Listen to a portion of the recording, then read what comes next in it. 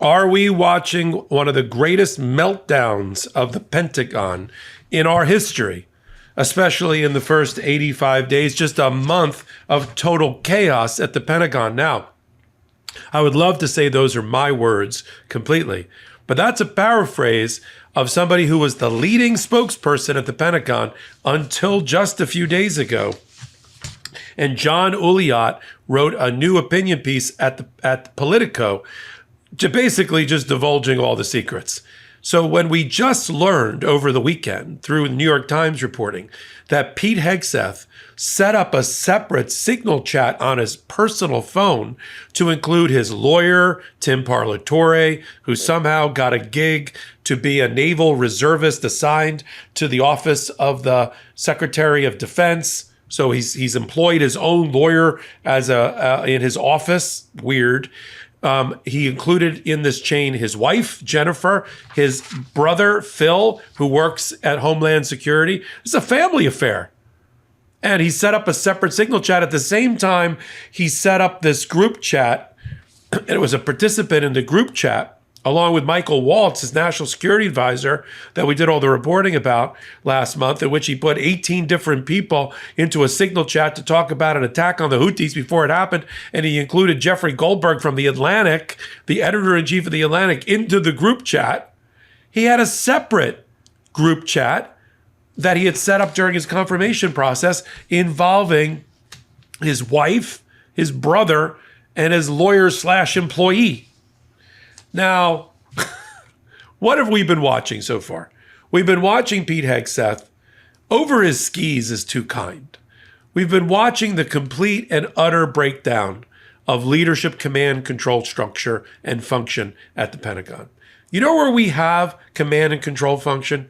MeidasTouch. And you're here with me, Michael Popok, and Legal AF, as I dig into not just the Pete Hegseth screw up once again. And this is just the mark of his executive function, how he operates. This is what the Pentagon has become, but also the cover-up behind it and the firings around it. You've got at the same time, as Pete Hegseth says during the Easter egg roll on, he's great for these when the media captures him. He says, he just slams the media, right? He's at the White House Easter egg hunt. He blames the media for his own appointees and all of his latest scandals. Of course, the White House, right on cue, does the exact same thing. Here's what Carolyn Levitt has to say. The president stands strongly behind Secretary Hegseth. This is what happens when the entire Pentagon is working against you and working against the monumental change you're trying to implement. Secretary Hegseth was nominated because he's standing up for whatever he's standing up for.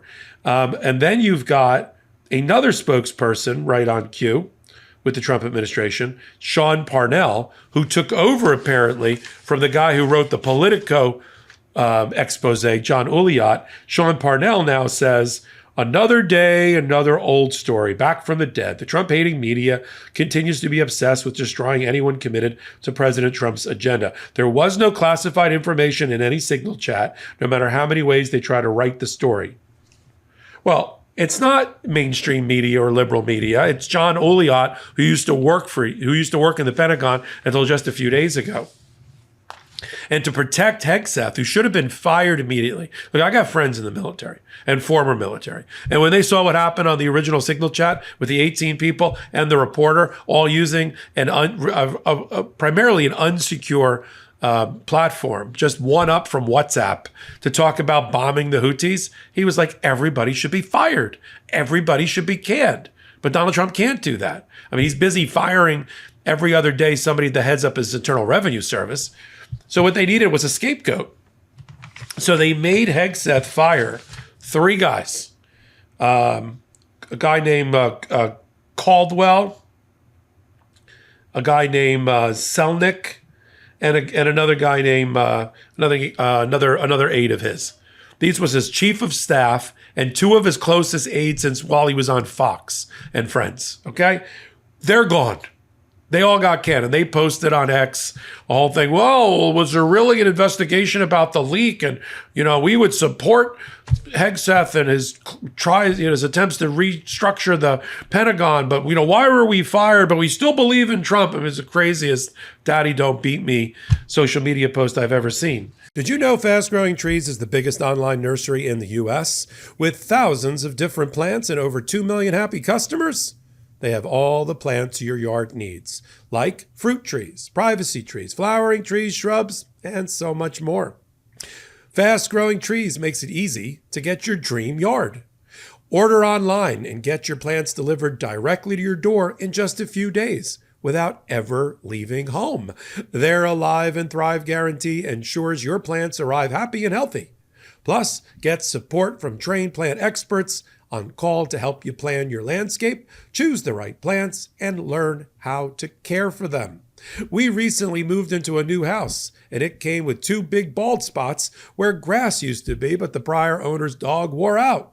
So we turned to Fast Growing Trees, and their plant experts' advice turned an eyesore into one of our favorite features of the yard, with a few key lime trees suited for our climate and location. Saved us all the aggravation of dealing with unknown landscapers and nurseries, too.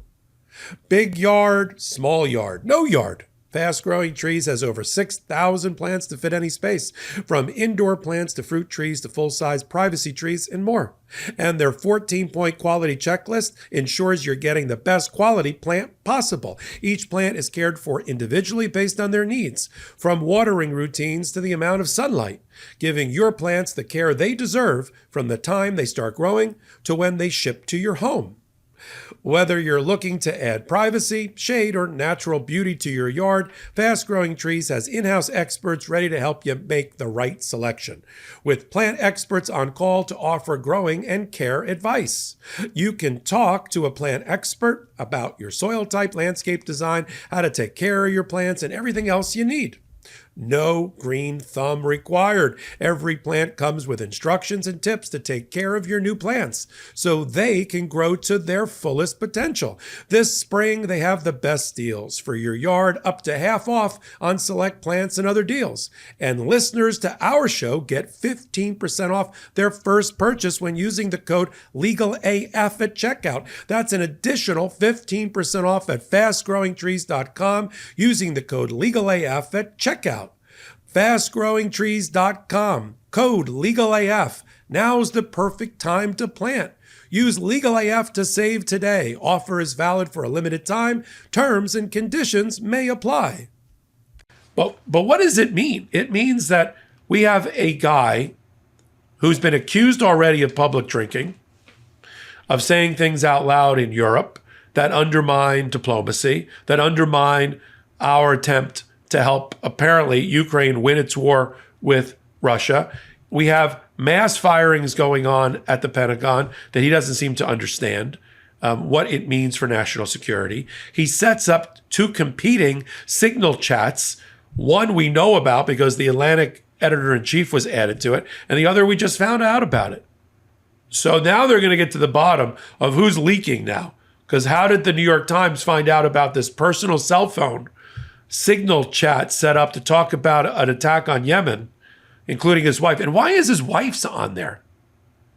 Why is Jennifer there in a group chat? It just shows you how insecure he is and how much lack of confidence and commanding presence he has. He has to include his wife, his lawyer, and his brother in all major decisions about the Pentagon. I mean, this is mind-boggling. Now you know why the leading spokesperson, who just left and wrote a piece for Politico, said this is meltdown and total chaos of epic proportion. We're watching the Pentagon go down the drain. And Donald Trump, as we know, is now going to dig in to protect him because it'll make Trump look bad. Forget what it does to the national security. Forget what it does to undermine our ability to protect ourselves, that we have an incompetent running the Pentagon, right? And its budget, I think it's $1 trillion budget, 3 million service people and others. I mean, he is an incompetent. And it's not getting any better with the other people around him. Who's going to go first in the administration? I'm not sure yet. The problem is that Donald Trump wants these people around him because he doesn't want a majority of his cabinet to get together and gang up on him and try to take him out by the 25th Amendment. So he needs somebody like Hegseth. Oh, it's the media. It's not the media. It's your poor performance. It's not the media. It's your bad decision making. It's not the media. It's your immaturity. Stop blaming the media for reporting on your bad acts and your bad conduct. What do you expect? This is the problem I have with the Trump administration, among many.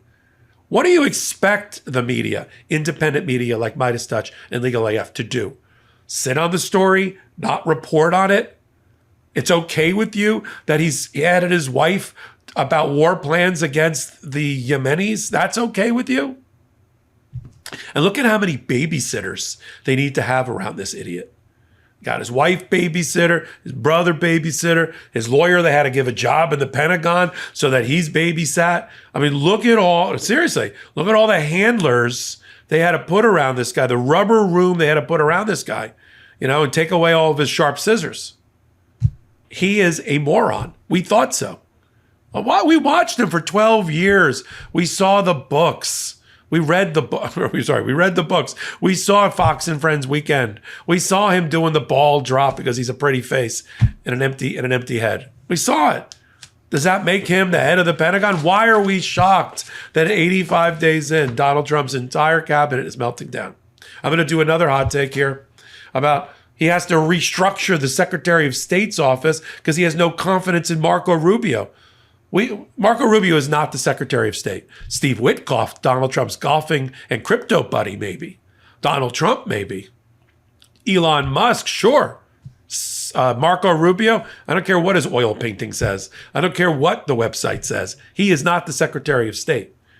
And if he had any balls and he had any honor, he would have already resigned after the Zelensky debacle, after the U.S. aid debacle, after the fight with Elon Musk. You name it, you pick it. After him being told to do flips and turn around, he used to support the Venezuelan community, and now he's attacking the Venezuelan community. Marco Rubio, little Marco, needs to go back to Florida. But this is the incompetents that are in Donald Trump's administration. We'll continue to follow it right here on the MeidasTouch Network. While you're here, hit the subscribe button for MeidasTouch, and then boom, come on over to Legal AF MTN for MeidasTouch Network, where I curate that channel. We're adding about 70,000 people a month. Be the 70,000th and one as we continue to grow that channel to 1 million before our 1-year anniversary. Can only do it with you. And then you'll get reminders about all the content we're doing there. Because if I'm doing 1 or 2 a day on Meidas, we're doing a dozen a day at the intersection of law and politics over on Legal AF, the YouTube channel. So until my next report, my next Legal AF podcast, I'm Michael Popok.